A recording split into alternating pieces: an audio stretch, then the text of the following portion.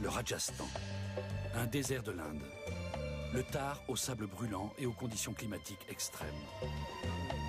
Le Rajasthan, une terre où des femmes actives, tenaces et pleines de vie en adoucissent les âpres rigueurs.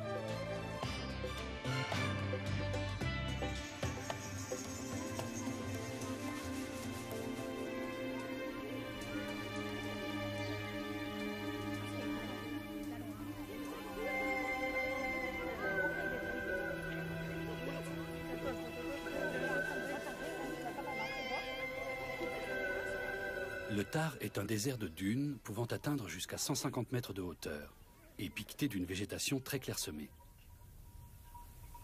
Une dune sur 10 est mobile. Une bonne partie de la région est dépourvue de végétation. Et quand il pousse quelque chose, ce sont essentiellement des buissons et de l'herbe. Et pourtant, un tiers de la population du Rajasthan vit dans le désert du Thar. Elle y pratique l'élevage, éventuellement associé à l'agriculture. Situé à la frontière du Pakistan, le Rajasthan est le deuxième État indien par la taille. Sa superficie est équivalente à celle de l'Italie et de la Suisse réunies. Le Thar couvre 40% de l'État du Rajasthan. Une petite partie du désert se trouve au Pakistan. Notre voyage commence à Bikaner. Au programme, les villages de Dao et d'Anali. Ensuite, cap sur Chaku. La visite de ces villages traditionnels ne s'improvise pas. Il faut disposer de véhicules tout-terrain et surtout avoir le feu vert des autorités. Car Dao et Danali se situent dans une zone sensible, près de la frontière avec le Pakistan.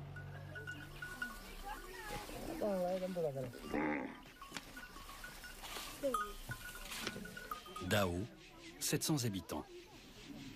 Le village a été fondé par un Rajput, il y a près de 500 ans. La majeure partie de la population appartient aujourd'hui encore à cette ancienne caste guerrière.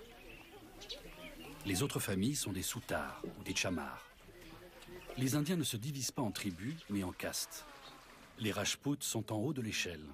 Les Chamars, littéralement les cordonniers, sont tout en bas. Mais quelle que soit leur caste, la plupart des habitants du désert sont des hindous. Quelques heures seulement après notre arrivée, tout ce que nous avions lu dans les livres se trouve confirmé sur le terrain. Ce sont bel et bien les femmes qui rendent ces villages si attrayants. Même si les tâches les plus ingrates leur sont généralement dévolues, elles s'habillent et se maquillent toujours avec le plus grand soin. Elles portent des bijoux en toutes circonstances, y compris pour les travaux les plus physiques. Et leur entrain et leur bonne humeur sont légendaires.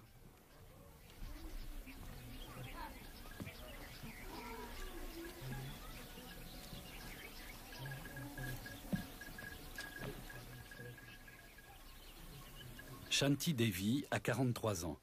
Elle est mère de 5 enfants. Avec sa fille de 13 ans, elle construit une extension à sa maison, car une autre de ses filles vient de se marier et attend un bébé.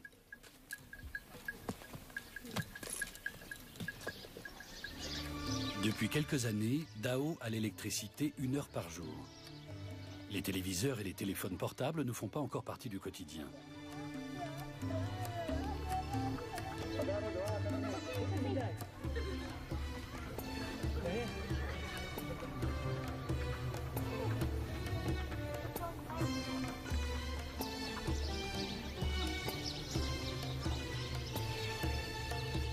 La richesse des habitants du désert, ce sont les animaux.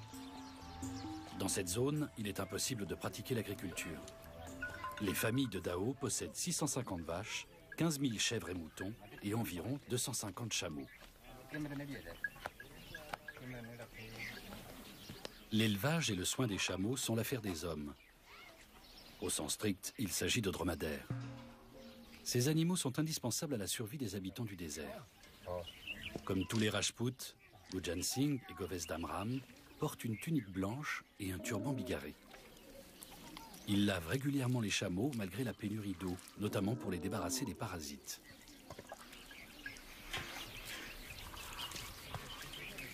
Govesdam Ram vénère ces animaux.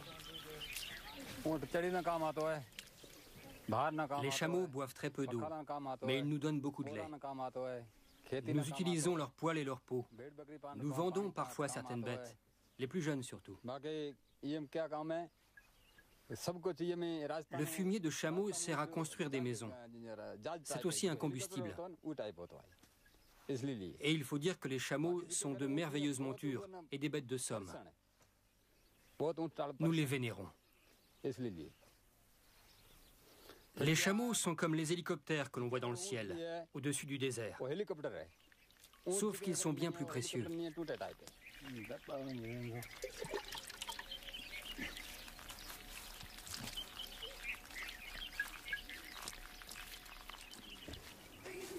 Ce sont en général les femmes et les enfants qui ramassent le fumier. Mélangé à de la terre glaise du désert, il sert de matériau de base pour la construction des maisons. Le mélange doit avoir une consistance bien précise, la stabilité de l'ouvrage en dépend. Malgré tous les efforts déployés, il est souvent nécessaire de rebâtir plusieurs murs après la mousson, ou au moins de les renforcer.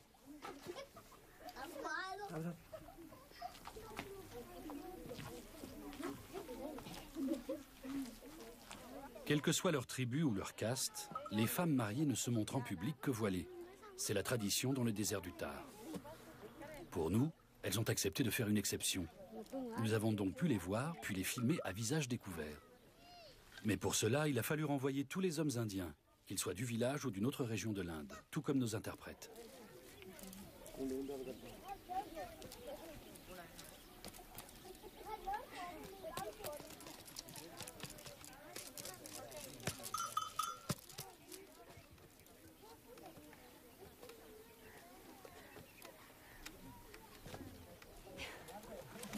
La construction de la nouvelle pièce risque de prendre quelques semaines, car le chantier est tributaire de l'arrivage de fumier frais.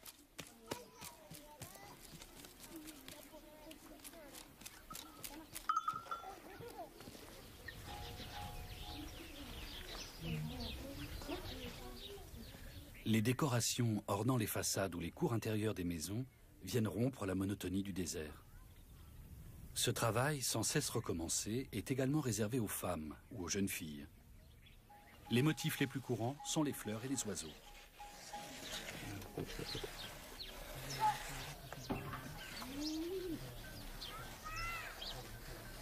Mossou Devi n'a que 14 ans, mais ses talents artistiques sont déjà très affirmés.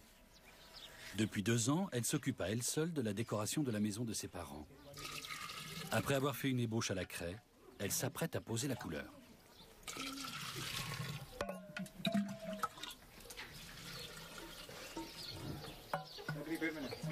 Mossou fait pousser des fleurs dans le désert pour elle, sa famille et les autres habitants du village. Pour les mariages, la décoration est particulièrement soignée. S'il y a un décès, les murs de la maison devront en revanche rester nus jusqu'à la fin de l'année. Nombre de ces peintures sont abstraites. Il est assez rare de trouver des symboles religieux.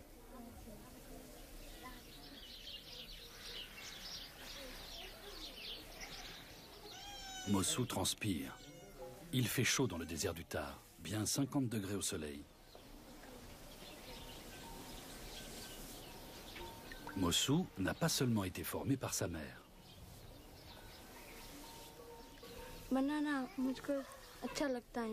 J'ai vraiment eu de la chance.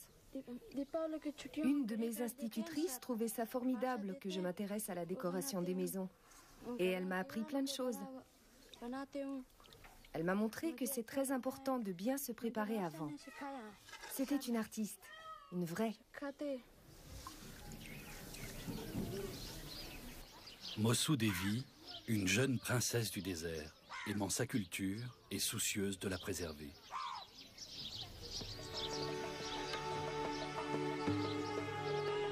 Pour un peu, les fiers villages de Dao et d'Anali vous feraient oublier qu'ils sont construits dans l'une des régions les plus arides du globe.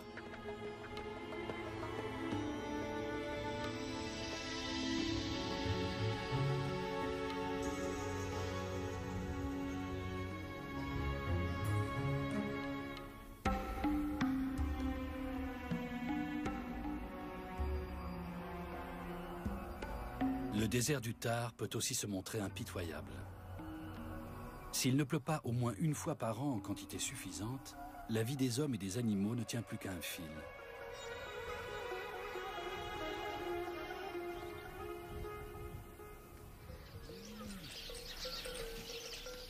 Tous les jours, les troupeaux sont conduits en dehors du village pour brouter les rares buissons qui poussent dans le désert. Le plus souvent, ce sont les jeunes filles qui s'en chargent.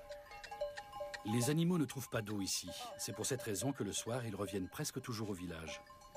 Dans cette partie du Thar, la nappe phréatique se situe à 200 mètres en dessous du sol. Eux ne sont pas obligés de rentrer tous les jours. Très résistants, les dromadaires tiennent une bonne semaine sans boire. Ils peuvent ainsi s'aventurer loin du village et profiter de pâturages un peu plus verts.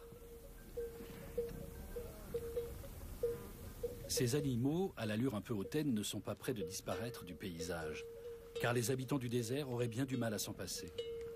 Les dromadaires sont utilisés pour le transport des marchandises.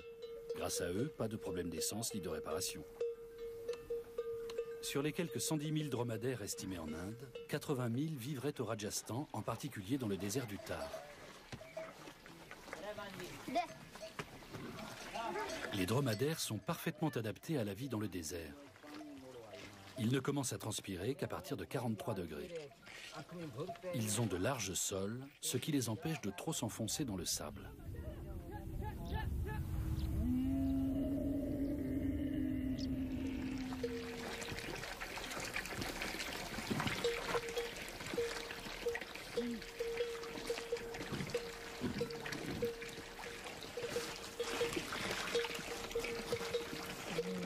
À Dao, Danali et dans les autres villages des environs, les habitants sont depuis longtemps privés de puits.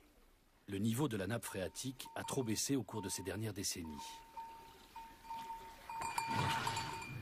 Acheminée par pipeline sur plusieurs kilomètres, l'eau arrive dans des réservoirs comme celui-ci en bordure des villages. Même si les vraies pénuries d'eau restent ici exceptionnelles, il ne viendrait à l'idée de personne de gaspiller cet or bleu.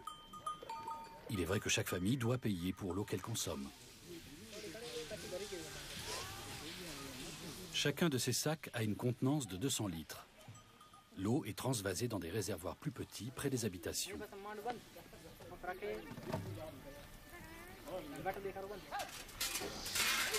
Ce sont ensuite les enfants et les femmes qui transportent l'eau jusqu'aux habitations. Les fillettes acquièrent très tôt le sens des responsabilités.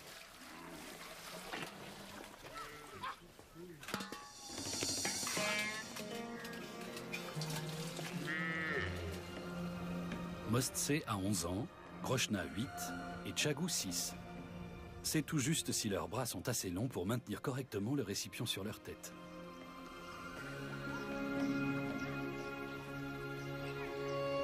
La corvée d'eau, c'est au moins 4 fois par jour. Et le soir, les 3 fillettes doivent également apporter à boire aux animaux de la famille.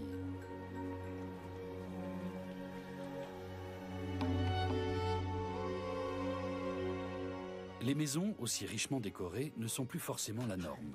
Mais tous les foyers disposent d'une réserve, à côté des chambres et de la cuisine, et partout, plusieurs générations sont regroupées sous un seul et même toit.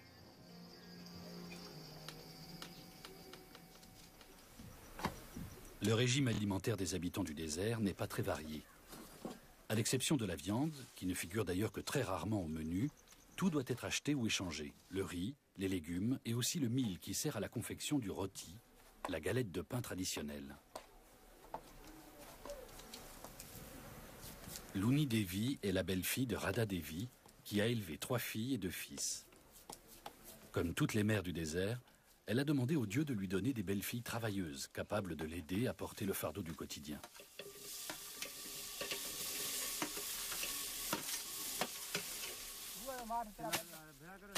Pour une fois, nous croisons des hommes en train de travailler dur. Ils ont été embauchés dans le cadre d'un programme spécifique dont bénéficie le village de Dao. Leur mission ? Déraciner des buissons et des broussailles poussant en plein désert pour les replanter à proximité des habitations. Ces plantations sont censées enrayer la progression des grandes dunes de sable entourant le village et l'ensablement des maisons lors des tempêtes. Le salaire que touchent ces hommes est versé par une caisse communautaire à laquelle tous les habitants souscrivent.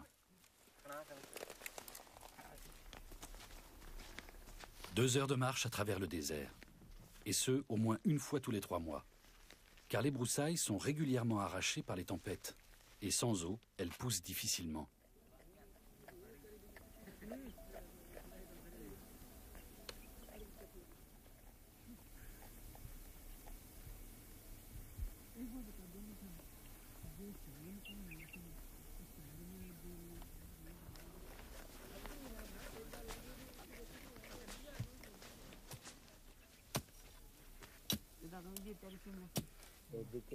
Les surfaces à replanter pour protéger Dao font plusieurs kilomètres carrés. Et comme il y a beaucoup de dunes mouvantes, ce travail n'est pas prêt de s'arrêter.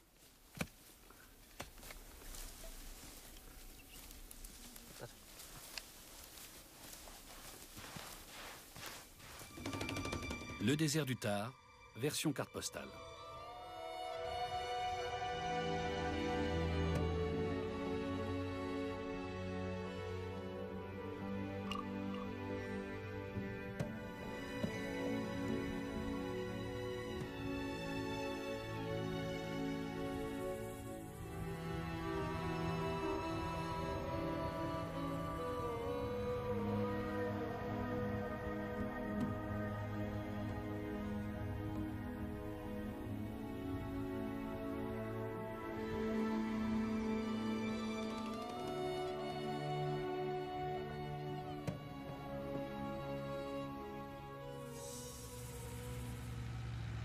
Sur le conseil de notre interprète local, nous quittons provisoirement les deux villages. Les habitants aspirent, nous dit-il, à s'y retrouver à nouveau entre eux. Mais nous nous sommes promis d'y revenir.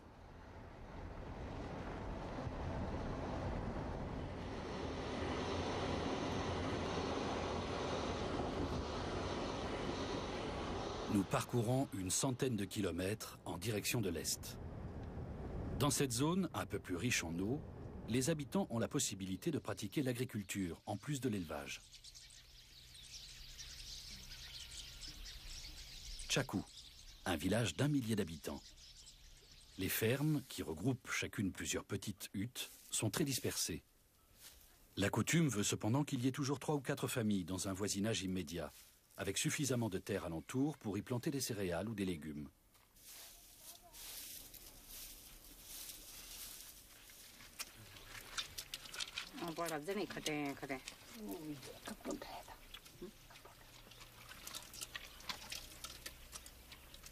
Nous sommes accueillis dans la famille Canver. Elle vient de recevoir un chargement de pastèques qu'elle a échangé contre du mil, car dans ses propres champs, elle ne cultive que des céréales. Santu Canver a 41 ans, elle est mère de 6 enfants. Sa belle-mère a 73 ans. Les deux femmes font des conserves de pastèques qu'elles pourront stocker. Dessav, 15 ans, est la deuxième fille de la famille. Elle trie des graines de courge avec son jeune frère. Elle appartient à la première génération de filles qui va régulièrement à l'école et apprend l'hindi. Les villageois plus âgés ne parlent et ne comprennent que la langue du Rajasthan, le marwari, qui lui-même regroupe plusieurs dialectes.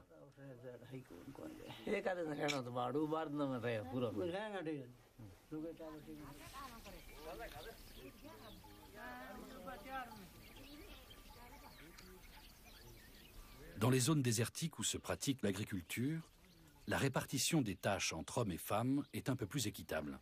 Mais ne rêvons pas, l'essentiel du travail quotidien est l'affaire des femmes.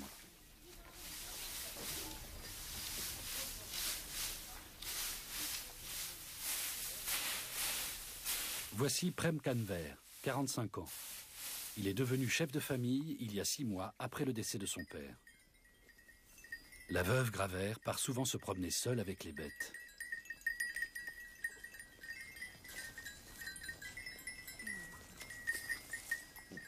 Elle prend le temps de faire son deuil. Les hommes récoltent une variété de mil très résistante à la chaleur et à la sécheresse. Les paysans n'irriguent pas très souvent leurs champs, car ici aussi l'eau est un bien précieux. Le mil est la denrée alimentaire de base. Le riz ou les pommes de terre ne poussent pas ici.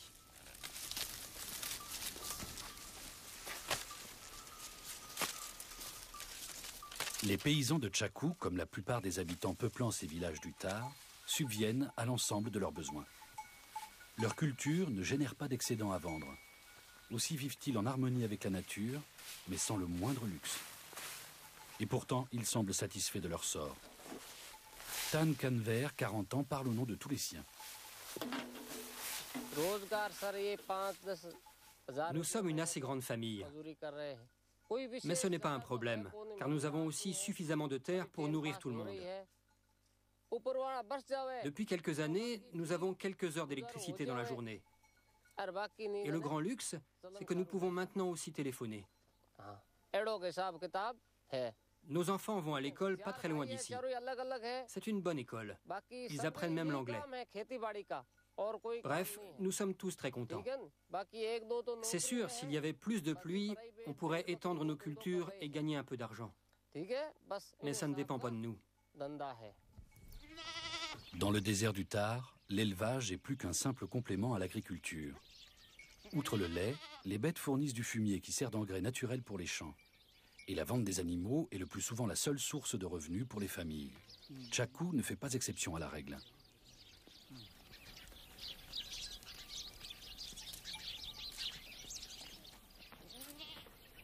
Malgré les progrès de ces 10 dernières années, le quotidien des femmes n'a guère évolué. Elles continuent à moudre le grain à l'ancienne, une activité très physique.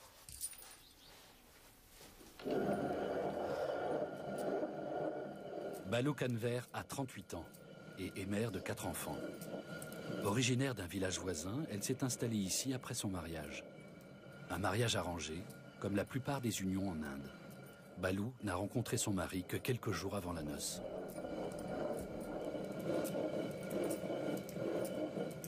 Chez les hindous aussi, le mariage est un sacrement religieux.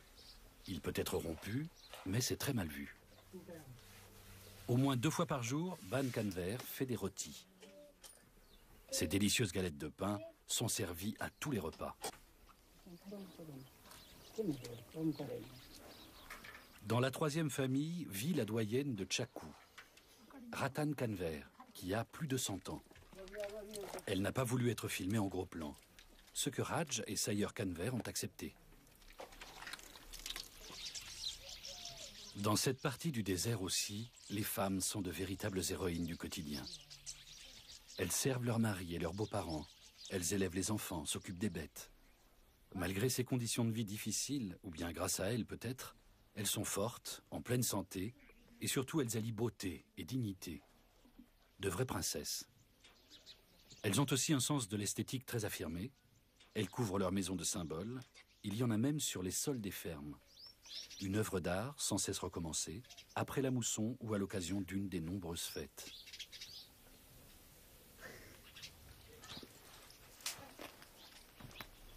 Santu Canver a une préférence pour la peinture abstraite. Mais elle ne dédaigne pas les motifs floraux.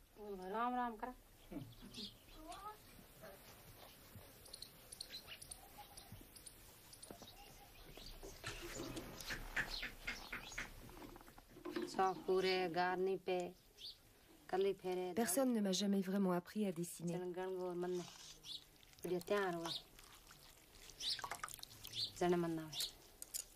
J'ai évidemment regardé par-dessus l'épaule de ma mère. J'adore dessiner et je fais tout simplement ce qui me passe par la tête.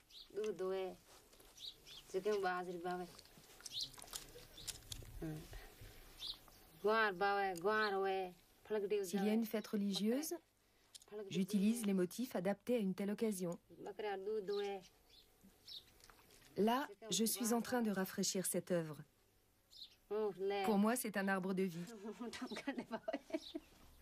Les 2 journées que nous devions passer chez les Canver touchent à leur fin. Ici encore, ce sont les femmes au sourire enchanteur et au charme indicible qui nous ont le plus marqués.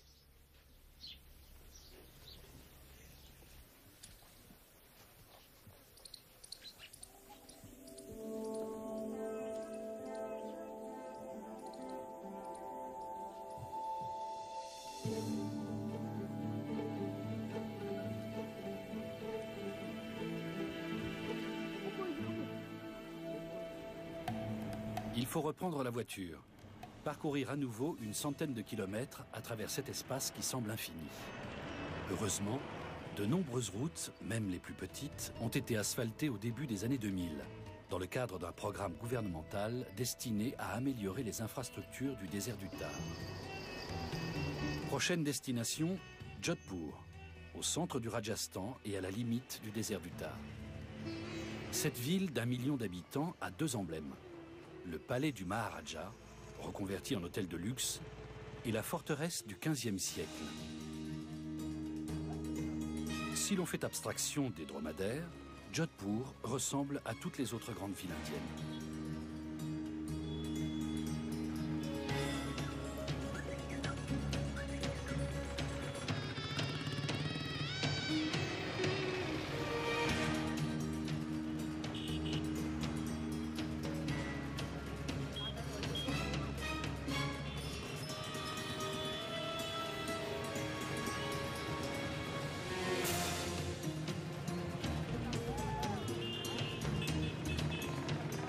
Dans les environs de Jodhpur vit la communauté la plus célèbre du Thar, les Bishnoi.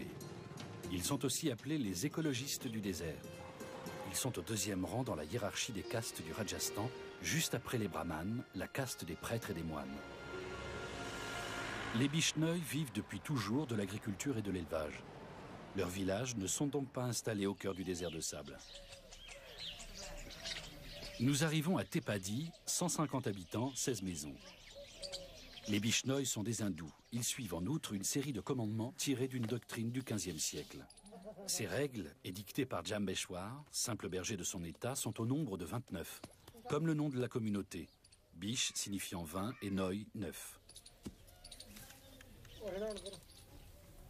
La philosophie Bishnoi repose sur l'idée que l'homme doit vivre en parfaite harmonie avec la nature. Ainsi, seules les écorces de noix de coco, le beurre fermenté et le fumier peuvent être utilisés comme combustible.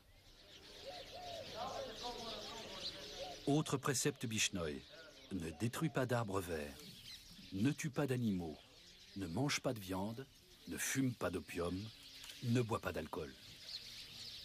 Le bishnoïsme prône également la générosité et l'égalité dans les relations hommes-femmes.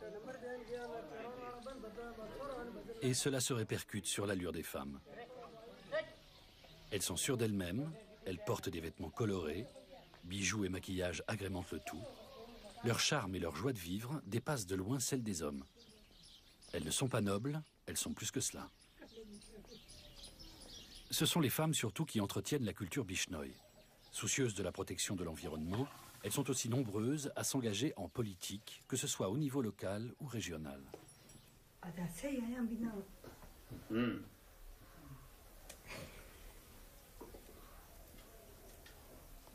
Quelques hommes du village nous invitent à participer à un rituel qui nous étonne beaucoup, après ce que nous venons d'apprendre sur les règles de base de la communauté. Et maintenant, une cérémonie de l'opium. Tous les invités de sexe masculin sont salués ainsi chez les Bishnoi.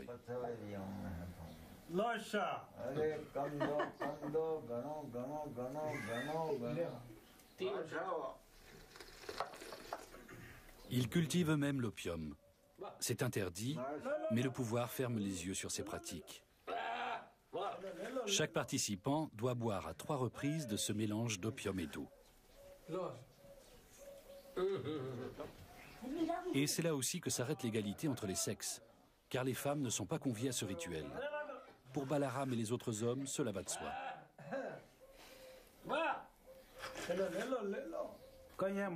Cette cérémonie remonte à la nuit des temps. C'est une tradition inébranlable. C'est vrai que l'une des règles, édictée en 1476 par Jambeshwar, notre maître à tous, stipule que nous ne devons pas fumer d'opium. Comme nous n'en fumons pas, nous n'avons rien à nous reprocher. Nous savons que certains ont du mal à comprendre la différence entre ce qu'ils fument et ce que nous buvons. Mais c'est comme ça, c'est la tradition, tout comme le fait que les femmes doivent rester à l'écart.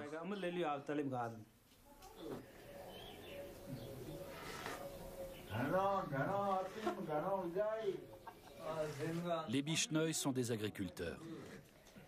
Comme ils n'exercent pas d'activité artisanale, d'autres castes se sont installées dans leur village. À 85 ans, Akem Knao est la plus ancienne potière à travailler encore dans l'entreprise familiale. Depuis le décès de son mari, c'est son fils qui a repris l'activité. 2 de ses petits-enfants sont également très impliqués.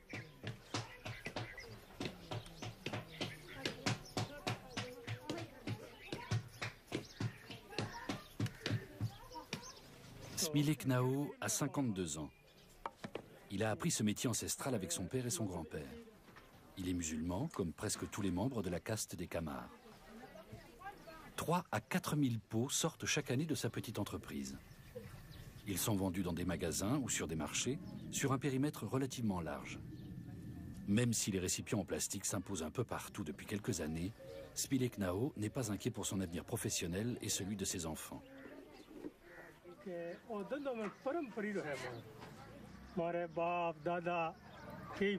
Les femmes et les enfants sont malheureusement de plus en plus nombreux à utiliser des récipients en plastique pour aller chercher de l'eau.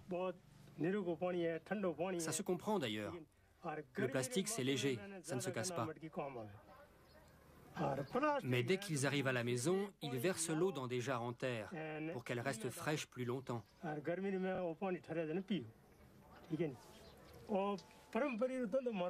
Quant aux Bishnoi, qui sont très soucieux de l'environnement, ils refusent les récipients en plastique. Je suis persuadé que le métier de potier existera encore dans un siècle.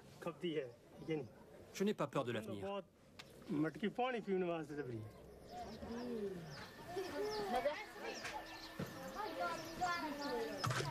Les enfants et les petits-enfants de Smilek Nao devraient donc eux aussi perpétuer la tradition et enfourner les pots à cuire avec confiance.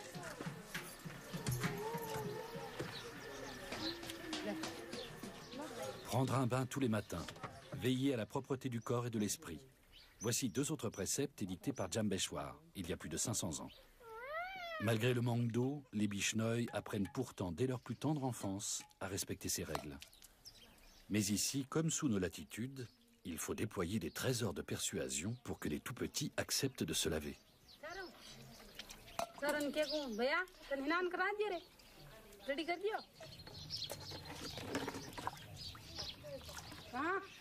Tous les enfants Bishnoi ont la chance de pouvoir bénéficier d'un enseignement de qualité.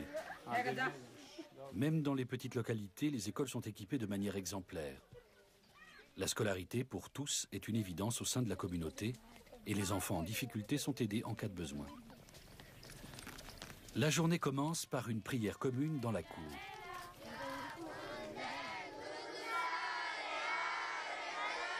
Le gourou Jambeshwar prescrit de prier 3 fois par jour pour que Dieu témoigne de sa satisfaction au moins 1 fois par jour. Les écoles sont aussi ouvertes aux enfants des autres castes, à condition qu'ils respectent les règles des Bishnoi pendant le temps scolaire.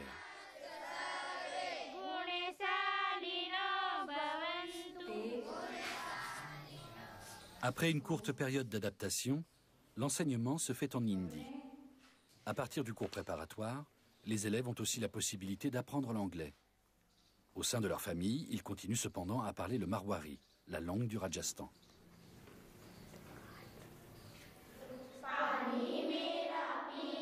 À la fin de l'heure, les élèves rendent hommage à Krishna, le dieu préféré des hindous. Séducteur, bon danseur, espiègle, tels sont les attributs qu'on lui prête.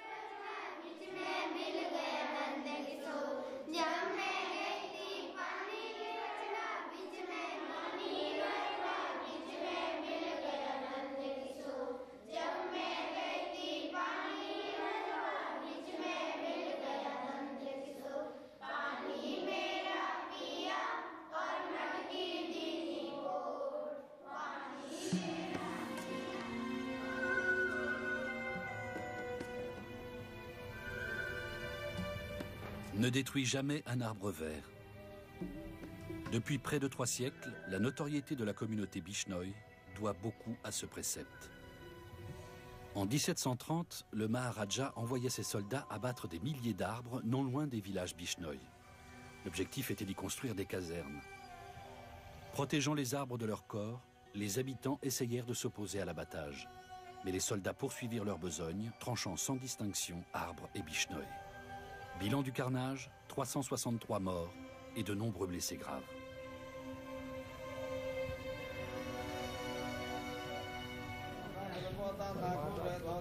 Un temple fut érigé en hommage à ces Bishnoi assassinés, les premiers à avoir sacrifié leur vie pour ce qui ne s'appelait pas encore la protection de l'environnement. De nos jours, un festival y est organisé chaque année en septembre, pour que les jeunes générations n'oublient pas cet épisode héroïque. Il y a 30 ans, le village a été élevé au rang de monument écologique national par le gouvernement indien. et ses habitants se retrouvent une fois par mois pour rendre hommage à leurs valeureux ancêtres lors d'une cérémonie religieuse.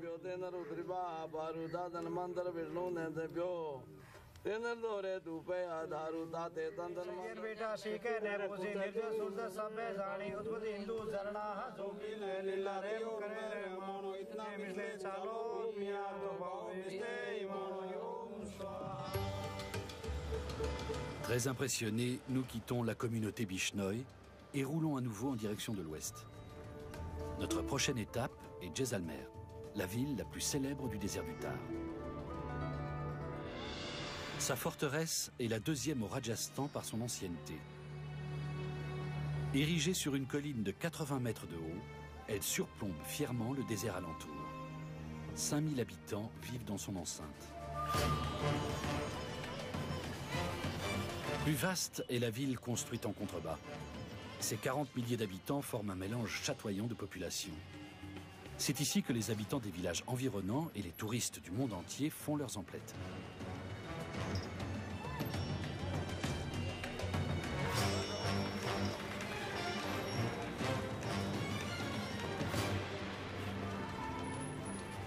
Rares sont les étrangers qui visitent Jaisalmer sans faire un safari à dos de chameau. Résultat, ces dernières années, des milliers de jeunes paysans sont partis travailler en ville avec leurs dromadaires. Qui pourrait leur en vouloir? Chez eux, ils ne gagneraient jamais autant d'argent, ni aussi facilement. Mais tout a son prix. Les villages traditionnels risquent de perdre leur âme dans les 10 prochaines années.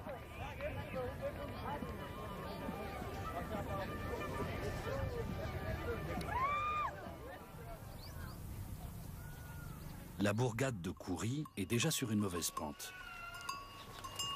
Dans tous les guides de voyage, elle est vantée comme le village typique où l'on peut observer la vie des habitants du désert.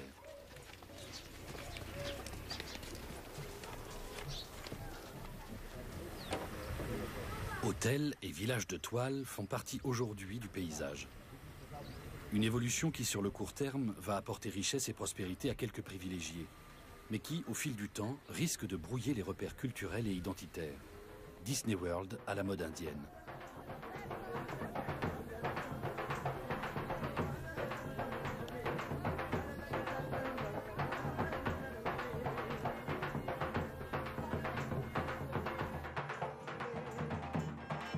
Les chants et les danses sont presque exclusivement réservés aux touristes. Les danseuses ne viennent d'ailleurs même plus des villages environnants, elles sont recrutées dans de grandes villes situées loin d'ici.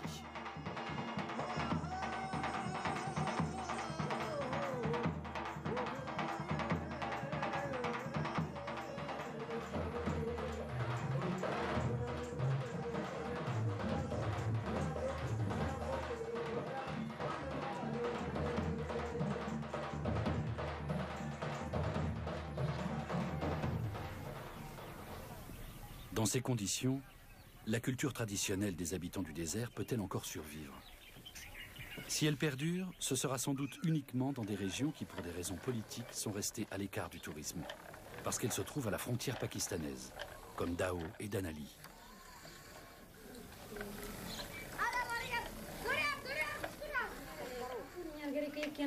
Là, on a encore une chance de les croiser, les mystérieuses princesses du désert, avec leur sourire désarmant, leur courage face à l'adversité, leur capacité à se mettre au service de leur mari sans jamais se laisser dominer.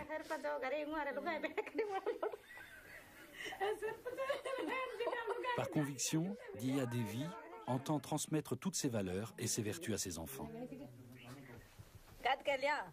Je trouve ça très important de transmettre à mes enfants tout ce que j'ai appris. Ils ont besoin de ça pour s'en sortir dans la vie. Regardez ma fille, elle aime la broderie et c'est bien ainsi.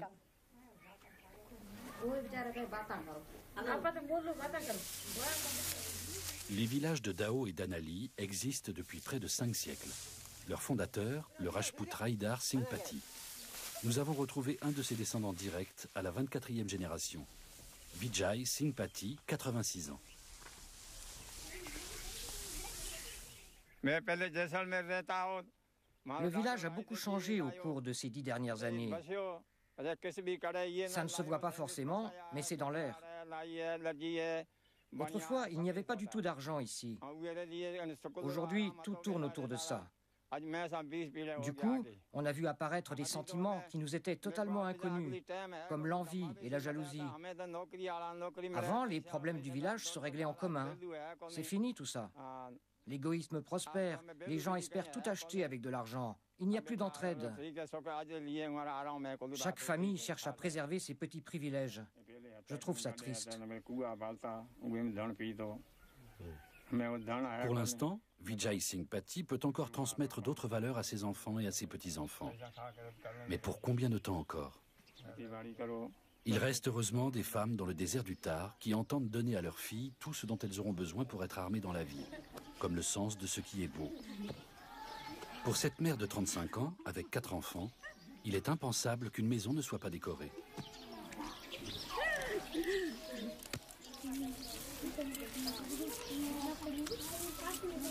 Il lui aura fallu 3 ans pour transmettre tout son savoir-faire à sa fille Sushila, aujourd'hui âgée de 13 ans.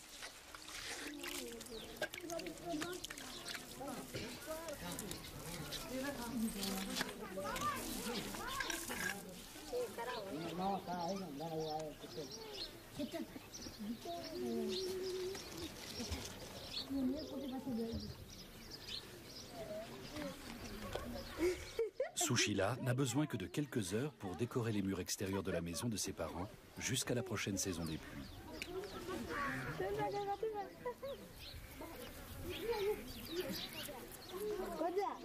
Et dans quelques années, c'est avec la même virtuosité qu'elle se prendra en main et affrontera toutes les difficultés de la vie dans le désert. Car il faut de la virtuosité dans une société traditionnelle où les charges de la vie familiale reposent principalement sur la femme dont l'époux attend grâce et respect. Forte, talentueuse, digne, telles sont les femmes dans le désert du Thar. De vraies princesses.